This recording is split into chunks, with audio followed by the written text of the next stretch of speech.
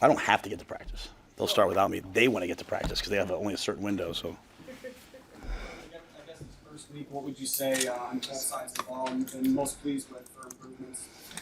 I think this week's been excellent. I think they've all worked hard. I mean, we're not anywhere near to where we need to be. I think when you start looking at like the constructability of a team, it takes pieces. It takes parts, it takes time. But I mean, I've been really, really pleased this week with the effort and attitude every single day, and they're trying to get better. They like football. They like to practice, so it's a clear step in the right direction. How's the health of the team through the first week? Yeah, we unfortunately had Mac happen day one. We had a couple. We've had a couple kids from the summer lingering soft tissue. Quentin Ives, went down with some soft tissue day one. I think I mentioned that. I don't know if I did or didn't. I thought I did that. So he's still not back. Anybody else? Turner's getting closer and closer to being back. I think Preston Tamua he had like an illness, a sickness, and so it's not an injury, just working his way back. He's getting closer to being back.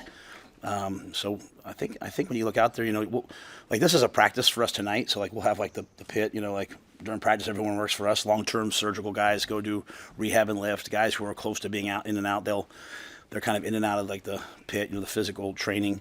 So you'll see some guys in there. But I think for the most part, in terms of long-term, we feel pretty good about everybody. Hey, Coach, is there a message that you give the team before kind of like a unique practice like this with fans in the stands and cameras on? Yeah, I'd like them to be very appreciative of all the people that came out here today. I'd like them to be very appreciative to the Fan Fest. I'd like them to be very appreciative of all the people that came out there. But this isn't like last year. This was a little different. This was a different schedule. So this was kind of me getting on the mic, and it was kind of a fun thing. There's nothing. This is work tonight, right? We're in full. This is our first day in full pads. In the NCAA right now, you get 1 day of full pads in the acclimation, and then you get 8 more times in full pads before the first game. Just think about that. You get 9 times to be in full pad. 9 times you can actually physically tackle someone before the first game. If you want to know why early season football sometimes looks pretty sloppy, that's why. And so we don't have any time to waste. And so, I'd like them to, entertain the crowd with their effort, with their physicality. So I haven't really said very much. To me, we have so much work to get done, and this is like a really business-oriented team. So, I want them. I want them to have fun. I want them to dap people up at the end and all that. But we just have to get better at football while we're out there. As important to me, and the fans are unbelievably important to me. That stadium's very important to me, and winning home field. And so it'll be the first time under lights in Memorial Stadium. So I expect us to play to a certain standard when we're in there. What's the outlook on Demetrius Bell? Is he still coming back from the same thing that he had in the spring a couple years ago? Yeah, so got hurt in the spring game 2 years ago, or a year. I guess it'd be a year and whatever now. He went up to Chicago, saw a specialist this past week, and so he'll be back here soon. When I say soon, in the first part of the year. It's just the after effects, pain tolerance, different things like that. So I don't know enough to get too far into specifics, other than every time we've gotten closer, he's almost back. It's just a little bit of a setback, and so the great thing about our doctors, Dr. Mathiasen. Who's I guess the head team doctor now in terms of, I don't know the right words, but and then Dr. Tao and all the people that work with us, they're willing to reach out and let him go see whoever he has to see across the world, really. So really, really positive outlook though. So expect him to be back hopefully at some point in the first part of the season. How's Elijah Pritchett done at left tackle or tackle for you in camp thus far, and what do you want to see from him? Yeah. Elijah's done a really nice job. He's got a tremendous battle on his hands. We have battles at all the positions, and football is football. Football athletes. We talk about training. It's really divided up into 3 parts. It's the physical, it's the psychological, it's the technical and tactical. And so part of it for him is he's still working on all the newness of it. This is not some college spread offense. We do all the things that we do. I did when I was at the Giants. Donnie did when he was at the Bears. Just high-level things for which is why we believe we're preparing guys to the next level. And so it's just about him continuing to get comfortable with all those things. And I really like where he's at. I like where the whole line's at. And It's just we have a lot of competition. We're able to rotate guys through, rotate guys and sort of see who grows the most. And really, the first week is I don't pay attention to the things in the first week as much as I watch growth. It's really the second week, which is like the grind week, and then the third week, which is I think what separates people. Who can have the competitive stamina. So we'll see where everybody's at. Weeks 2 and 3. You talked in the winter about having a top 53, and then the roster expanded a little bit over the summer because of the settlement. Does that stay? Do you still look for that group, and is it defined? Whatever that number is it something that's defined within the organization where players who are on the edge or within the group know that they're there, like similar to what you had in the NFL? Yeah, I think not necessarily. I think when we talked about the top 53, we were talking about a lot of it was really about in terms of when you look at a lot of teams and how many people they actually played. In terms of offense and defense, like college football playoff teams, they played. It's usually about 36 guys that play on offense and defense for them, which kind of equates to the NFL. So really, when you start talking about revenue sharing and money and all, we start. If you want to reward performance, you're rewarding people who are kind of in that top 53 or have proven that they've been in that and can play at the level they need to. We always talk about a second 53 because sometimes you have guys that they're just young, they're 17, 18, 19, right? They're just not there yet, but they're coming up. So I think that's really more of a me, Pat thing. For the rest of the guys, we have 74 guys that we can travel.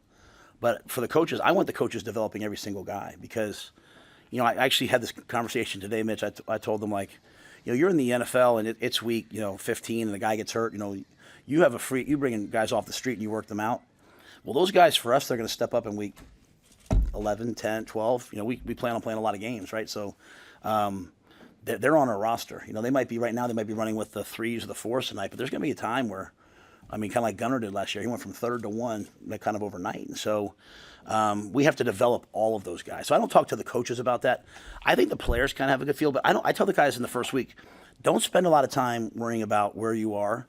And really, and it's kind of like a stoic thing, and not everyone, not everyone's really, sees it this way. But I want them to be resilient enough where they're not even paying attention to where they are. They're saying to themselves, am I becoming a great player?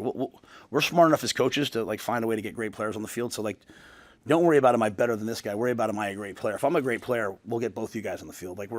So we don't talk a ton about that with the guys. I do talk a lot about the NFL process. Our older guys, I've challenged our seniors, to have that white belt mentality as they talk about, and just act like a newbie and try to take it as much as possible, buy into being great on special teams and all the different things they'll have to do at the next level. So, but yeah, it's more of an internal thing maybe with Pat and I as we talk about constructing the roster. John Butler mentioned on the BTN show liking how those transfer additions have added at each level, really at the defense. Have those guys really blended in and boosted the competition sort of like you hoped they would? Yeah, and I'll be honest with you.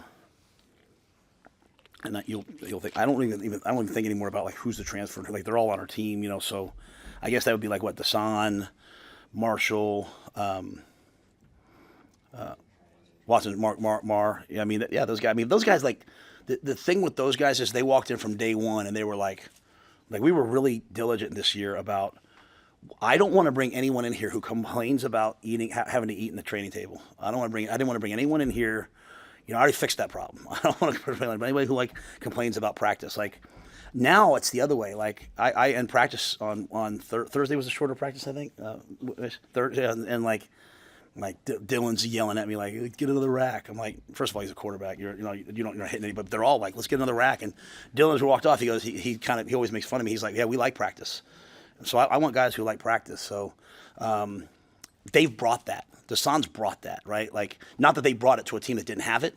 They've just assimilated into a bunch of guys who love practice. And so, there's not a deal where you're well, that guy's a transfer. That guy's been one of us for a long time. It's very much we're kind of all in it together. So it's a really healthy thing. They have about talent, though. I'll say this about Marshall. I don't get asked a lot of questions about this guy's as professional as could be. He practices and behaves like a pro. He doesn't say a lot. He's a really good football player. He's going to play really well for us. I respect the heck out of him as just the competitor professional that he is. With Desan, I don't really want to get out there on time, so I'll go as long as they want. I watch Stretch. Like, Just to follow up on Desan, I know a big thing to him was finding a home after he'd kind of been moved around throughout his college career. Have you liked how that's gone, or so far with him at his spot, sort of settling into a particular position? yeah, because I think the thing with us is we put people at spots, but yet we believe in we try to be really meticulous in terms of like, hey, where are the ways in which we can move them around? I mean, it's cliche to say positionless player, but like, we like those types of players. And the one thing I've asked for the last 3 years, I got it a little bit last year, and I'm getting it way more this year. And part of it's like the learning process. It's, I mean, Tony wanted to do it, but John really he wanted to do it. And then John's we're a little more advanced in terms of, it's year 3. Is, we got a couple pass rushers at Jack. Let's put them all on the field. Like, let's not say only one guy can go. And so, I think Desan brings great burst, explosiveness, speed, power. He's really improved his physical. Like when you see him, he looks great. So I think he's found a home. Yet we can still utilize his versatility to, move around and attack protection. So I like everything that he brings. Willis is one of those guys who, when he gets out there, he always produces. And I would not sleep on Jordan Ochoa. Like, he is coming on. And he has been released since the bowl game, right? So, bowl practice. I didn't even say that. I say before that, but like in bowl practice, I think we played him a lot in the bowl. So, I think we have a lot of guys at that position, and there's others. I think we have a lot of guys at the position, but so we can utilize multiple of those guys. Does the team move off campus tonight then or tomorrow? Tomorrow morning, yeah. Tomorrow we have like tomorrow's an off day. On off days, you can do like 2 hours worth of stuff. So we'll do 2 hours, then we offer recovery. Our guys they've been taking advantage of that, but yeah, then they're done to work. Just having them. Yeah, I mean, the O-line came to me the other night, and they were like, hey, meetings go till 9. Like, we've been playing cards and some board games and stuff. Can we get done at 8:30? And so we take a test every night. I said, well, everybody who scores a 90 or 100 can get done at 8:30. And I said, now listen, I'll do this. If you guys are all on your phones in your rooms, I'm not doing it. And Gus, texts me every night at curfew because Gus is in the dorms with him, Big Gus, and he was like, he said sent me a picture, and there was just guys everywhere playing cards. A couple of these Lindemeyer, these guys play this one board game they all like. So there's been a really good, I think, camaraderie built into it, and a really good sense of brotherhood that we're trying to develop. So I haven't had anybody complain to me about it. I haven't had anybody, guys say anything to me about it. So it seems like it's gone really, really well. So it's probably what we wanted.